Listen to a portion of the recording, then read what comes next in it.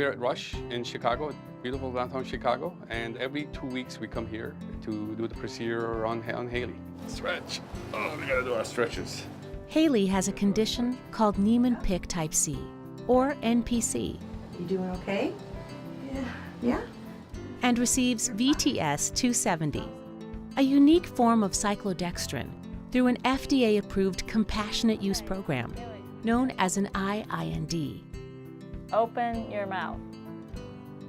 VTS 270 is currently being studied in a phase 2b3 clinical trial. Touch my finger. Thank you. Dr. Elizabeth Berry Kravis, a co-principal investigator, runs one of the clinical trial sites supported by the biotechnology company Vitesse Incorporated. Soon, there will be as many as 20 sites worldwide. We're gonna do Haley's checkup. So the phase 2-3 trial is an effort to get drug approval by the FDA. And the purpose is to prove that the cyclodextrin works for a list of symptoms that we're measuring that are relevant to NPC, like swallowing, cognitive function, fine motor skills, gross motor skills, and with other measures of neurological function like neurological exams and motor tests. Participants come from all over North America to this clinical trial site for VTS 270. Vitesse will cover all of the costs associated with the travel for the clinical trial. 10-year-old Caden and his dad come here from Texas. They take care of the planning, the finances, they take care of all that. It's been a perfect relationship, in my opinion. Usually we say Dougie, huh? During periods between tests, patients and their families gather and support each other.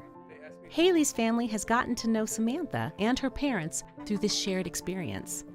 Both girls have been treated with VTS 270 under an IIND for 2 years.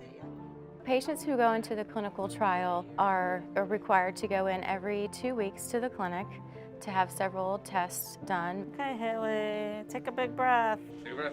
It's actually really exciting to be a part of a study that has the potential to really change the course of a neurodegenerative disease. Parents say the time commitment is manageable. We're here about 8 o'clock, and typically these days we are done by 10:30 or 11.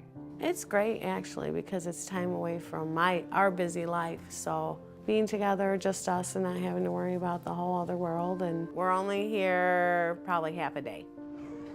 It's very manageable. None of these kids have very many options, so when this is an option, you're going to take it. Typically, at each visit, the day starts with an exam. Sounds good. All right. Then, patients have numbing cream applied to their back in preparation for their procedure. Once every 2 months, the visit will include major assessments like audiology to measure hearing. There's also motor testing and a series of questionnaires, quality of life, clinician global impression of change, and caregiver impression of change. We're trying to assess for changes that may or may not have occurred since the beginning of the study. Changes are noted from cognition to handling daily tasks. Do you find that you're having any issues, large or small buttons, zipping? No. Okay. It's all pretty normal. Go. Gross motor skills and general movement, including walking and balance, are observed in multiple ways. Ready? Go. A 9-hole pegboard is used to detect shifts in fine motor skills in both hands. After assessments are complete, participants are readied for a procedure. They will either receive a lumbar puncture and receive VTS 270, or they will receive a sham procedure. And that's our way of sort of blinding the clinical trial in order to make sure that the data that we get is scientifically robust as possible for the regulatory agencies to be able to make a decision on whether or not to approve VTS 270. After the injection, they lie still for 40 minutes. Dr. Berry Kravis has her patients lie on an incline. For Samantha, who's in a junior college transition program and has a job, Being treated with VTS 270 brings her family comfort. Life is definitely better. At least there's some hope out there, not just obviously for Samantha, but every other kid with this ridiculous disease. Other families are optimistic too. Now we're looking at him going on with his business. He's just t-shirts and he's into art. It's very encouraging. And the people here at Rush are very accommodating. And VTS, of course. Thank God for VTS, you know. Our goal is to make this as convenient and as expedient as possible to be able to make sure that people who are involved in the clinical trial can minimize the amount of time that they have to take out from their normal lives and their normal activities. We want to be visible, we want to help. If we can make something easier, then great, you know, let us help, let us help.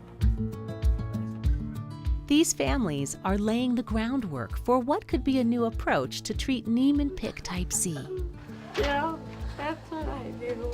Rarely in rare disease do you get such a nice sort of pre-existing package before you go into a sham or placebo-controlled trial to work toward registration. This drug has a huge background of knowledge supporting it. Often, you know, you work for a lot of years before you really get an opportunity to have something that looks like it's on the verge of really changing that disease. And so this is exciting. Bye guys. Bye-bye.